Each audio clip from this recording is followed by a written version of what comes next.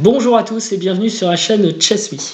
Aujourd'hui, je vais vous présenter la façon dont je réfléchis aux échecs pour limiter les gaffes qui existent toujours dans les parties d'amateurs comme dans les parties de professionnels. Mais j'ai beaucoup réfléchi au processus de réflexion. J'avais inventé ou j'avais utilisé un processus en 5 étapes. C'était trop complexe, en fait, je ne l'appliquais pas. Et donc, je suis venu à un processus en 3 étapes, dont je suis assez content. Alors je ne vous le recommande pas, hein, chacun fait ce qu'il veut bien entendu, mais je veux vous le présenter simplement pour vous dire comment je réfléchis aujourd'hui lors de mes parties en compétition. Et aussi pour revoir cette vidéo en entraînement et me souvenir de ce processus régulièrement. Mais là pour le coup il est simple. Donc un processus en 3 étapes. La première c'est bien comprendre ce qu'est en train de faire l'adversaire, quelles sont ses menaces, quel est son plan et quel est son prochain coup, qu'est-ce qu'il veut faire.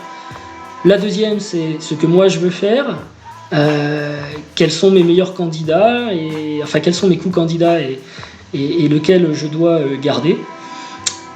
Et le troisième, c'est si je joue le coup que j'ai retenu, qu'est-ce qui va se passer? Qu'est-ce que mon adversaire peut répondre immédiatement à ce coup? Donc sur les 3 étapes, finalement, une seule est consacrée à mon propre camp, les 2 autres sont consacrées à l'adversaire. Donc, prenons cette position qui vient de la Sicilienne Najdorf, bien connue des fanas de l'attaque anglaise. Ici, les blancs jouent... j'ai pas la main, là. Ah oui, les blancs viennent de jouer G4. Souvent, les noirs répondent par B5, G5. Et si les noirs répondent par B5, on a cette position intéressante de double attaque. Alors, quand les noirs viennent de jouer B5, première étape du plan... première étape du processus. Surtout, on ne joue pas, on ne saute pas sur les pièces, on réfléchit. On a 3 étapes à faire avant de jouer. Donc ça sert à rien de se jeter sur une pièce. On ne pourra jouer qu'une fois qu'on aura terminé la 3e étape. La première, c'est comprendre ce que fait l'adversaire. Alors il mène son plan d'attaque sur l'aile roi. On doit faire sur l'aile dame, pardon. On doit faire la même chose nous sur l'aile roi d'ailleurs. Et il attaque une pièce. Ça, c'est immédiatement visible. Est-ce qu'il en attaque une autre? Donc je regarde aussi les attaques, les prises possibles. Il peut prendre ici en B3, il peut peut-être pousser D5. Est-ce qu'il a une autre attaque? Il ne peut pas faire d'échec et mat, ni d'échec tout court d'ailleurs. Il peut essayer d'attaquer mon pion ici avec H6.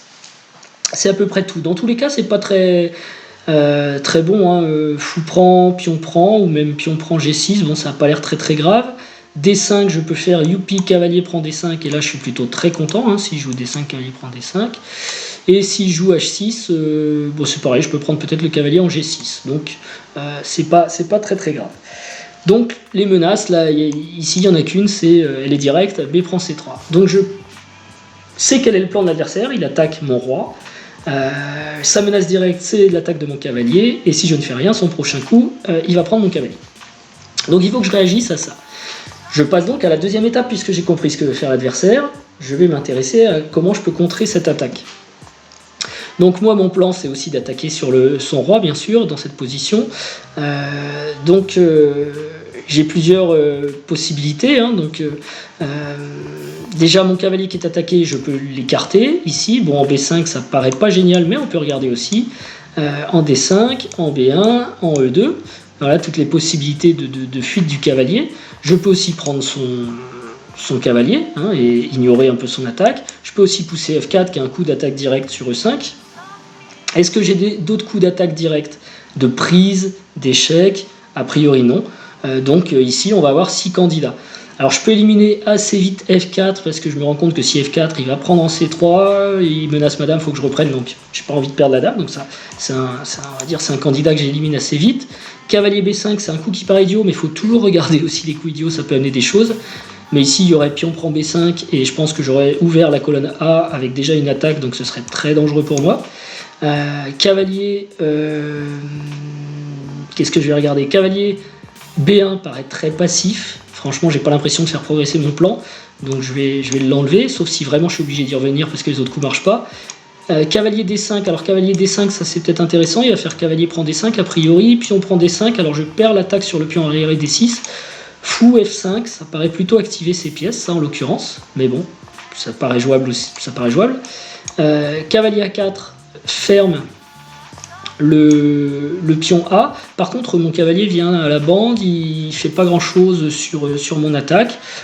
Ça peut être jouable. Bon, après, je sais pas ce qui va répondre à cavalier A4. Il va peut-être jouer cavalier H5 ou cavalier E8. Et je vois pas trop comment progresser. Et donc, cavalier E2, cavalier E8. J'aurai la possibilité après de jouer cavalier G3 ou F4. Donc ça suit plutôt mon plan, ça me plaît bien. Donc c'est le candidat qui me semble marcher, qui me plaît le plus. J'ai encore celui-ci que j'ai pas regardé. G prend F. Il va faire B prend C. Il attaque la dame, donc il faut que je règle le problème. Puis on prend. Et ensuite, il jouera sûrement cavalier prend F6. Du coup, là, pour le coup, il aura ouvert ces deux colonnes sur mon roi et activé son cavalier D7 qui était pas génial. Et en plus, il aura enlevé mon cavalier C3 qui était un bon défenseur de mon roc. Donc, j'aime pas trop cette variante de prise, même si globalement, ça perd pas de matériel. Hein. Moi aussi, d'ailleurs, j'ouvre une colonne, bon, pour le coup. Alors, j'avoue que dans mon style, moi, j'ai préféré cavalier E2. Question de préférence. Donc, je retiens cavalier E2 et je passe à ma troisième étape. Pour la deuxième étape, un petit truc, j'avais beaucoup de candidats, 6 ou 7, alors j'ai tendance à sous la table faire des trucs comme ça, vous voyez. J'indique le nombre de candidats que j'ai avec mes doigts et je les calcule en les enlevant un par un pour être sûr de ne pas m'arrêter en voyant un candidat qui me plaît bien et en oubliant d'en avoir calculé 3 ou 4.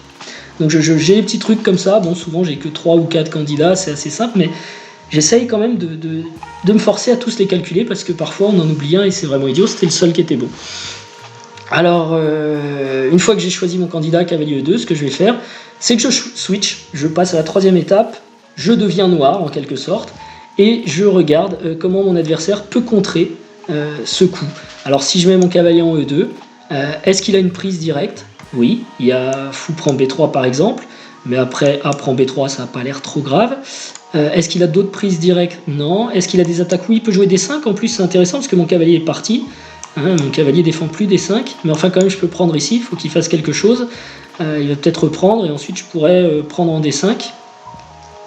Donc bon, c'est intéressant pour lui parce qu'il pousse D5, mais a priori il perd un peu de matériel. Et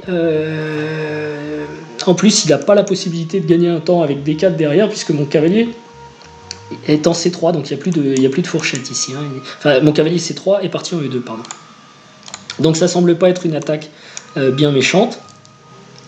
Pas d'échec, pas de prise à part ça, toujours H6 mais ça sert à rien parce que j'aurais pu en prendre F6. Donc à partir de ce moment-là, j'ai trouvé que mon candidat pose pas de problème tactique immédiat, ou en tout cas pas dans ma capacité d'analyse, et donc je le joue. Là par contre je le joue directement parce que j'ai passé mes 3 étapes et c'est pas la peine de commencer à se poser plein d'autres questions. J'ai choisi un coup, c'est peut-être pas le meilleur, mais on a un temps limité pour jouer aux échecs, souvent 2 minutes au mieux par coup. Donc une fois qu'on a choisi, on joue, hein. Si c'est pas le bon coup, tant pis. Si on a suivi son processus, on peut pas se le reprocher. L'erreur est ailleurs, dans la capacité de calcul ou je ne sais quoi. Si par contre à cette étape-là je trouve qu'il y a un problème avec mon candidat, eh bien je choisis le coup candidat immédiat que j'avais retenu. Donc là je crois que c'était peut-être cavalier D5. Ou G prend F6 d'ailleurs, mais bon, je vais peut-être recomparer les deux. J'en choisis un, je le pose et je regarde ce qui se passe. Quelles sont ses prises, ses attaques, ses échecs? Est-ce que je ne perds pas de matériel? Et si je suis satisfait, je le joue. Voilà. Donc dans cette position, avec ce processus, je jouerai cavalier E2. Voilà. Bon bah écoutez, je vous ai présenté mon processus en 3 points, assez simple de réflexion pendant une partie d'échecs. Peut-être une autre fois je vous dirai ce que je fais sur le temps de l'adversaire, mais ça ressemble beaucoup, hein, je réfléchis à mes coups et à mes plans. Et je vous souhaite une bonne journée, de bonnes vidéos et puis de bonnes parties, et à bientôt, au revoir.